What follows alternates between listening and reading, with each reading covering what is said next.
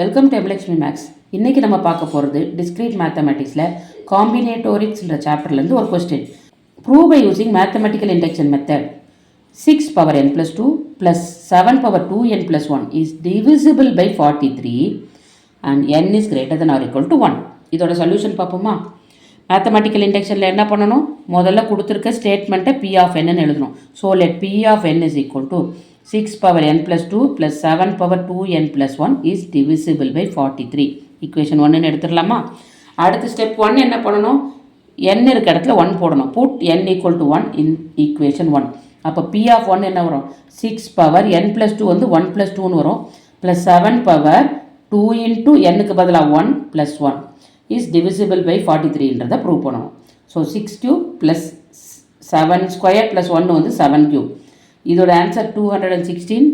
7 cube வந்து 343. So 216 plus 343 is equal to 559.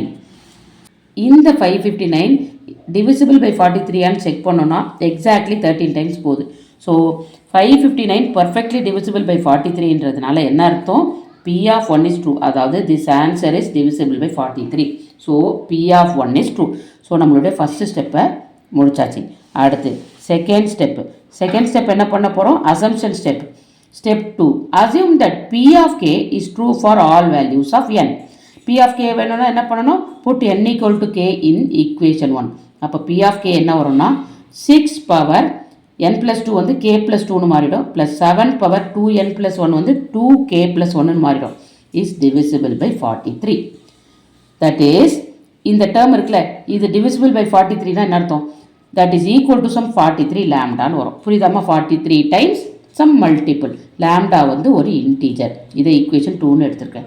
So second ஸ்டெப்பும் முடிச்சாச்சு. Step 3 என்ன ப்ரூவ் பண்ணணும்? we need to prove that P of k plus 1 is true for all values of n. அப்போ அதை prove பண்ணணும். என்ன பண்ணணும்? n இருக்க இடத்துல ஃபஸ்ட் ஈக்குவேஷனில் n இருக்க இடத்துல k plus 1ன்னு போடணும். அப்போ P of k plus 1உடைய ஆன்சர் என்ன வரும்னா equal to 6 power n plus 2. nன்றது என்னது? இது வரையும் இதுதான் n k plus 1 plus 2 plus 7 power 2n அதாவது k plus 1 plus 1 is divisible by 43ன்னு prove பண்ணோம். So P of k plus 1 is equal to இது என்ன எழுதலாம்? 6 power k plus 3ன்னு எழுதிடலாம். 1 plus 2 is 3 plus 7 power இங்கே பாருங்கள் 2k plus 2 into 1 வந்து 2 plus 1. அப்போ 2k plus 2 plus 1 வந்து 2k plus 3ன்னு வரும்.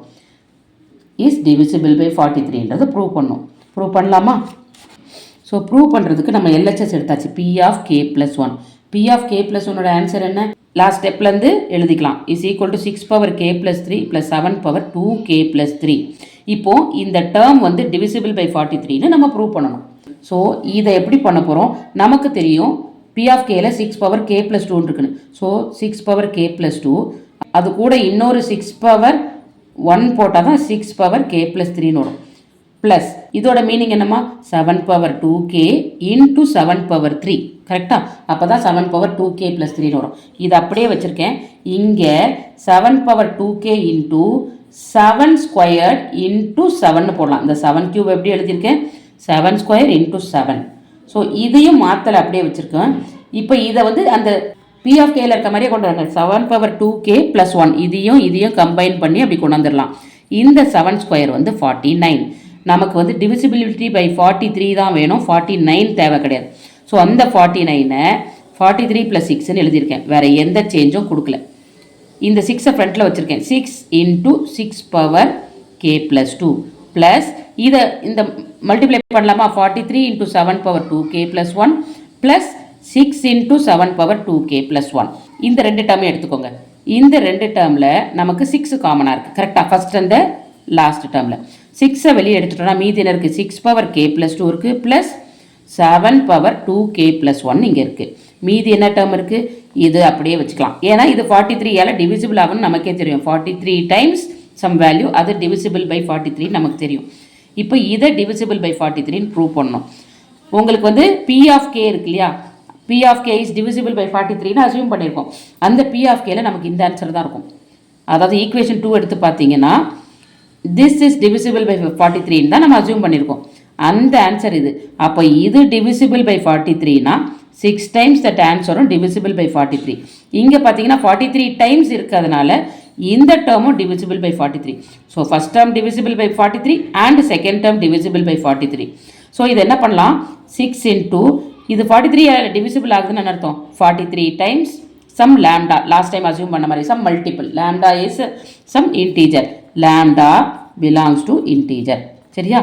அடுத்து ப்ளஸ் இதையும் அப்படியே எழுதிட்டேன் 43 times 7 power 2k plus 1. இப்போது இதை இடம் மாற்றிக்கலாம். இந்த 43 வெளியே கொண்டு வந்துடுறேன் இன்ட்டு 6 லேம்டா. இங்கே 43 தான் வெளியில் இருக்குது இன்ட்டு 7 power 2k plus 1. இதில் 43 காமனாக எடுத்தால் மீதி 6 lambda plus 7 power 2k plus 1 உள்ளே வந்துருச்சு. அப்படின்னா என்னம்மா இந்த ரெண்டு டேர்மோட addition is a multiple of 43ன்னு வந்துருச்சு. மல்டிபிள் ஆஃப் 43 என்னது? Definitely it is divisible by 43ன்னு அர்த்தம்.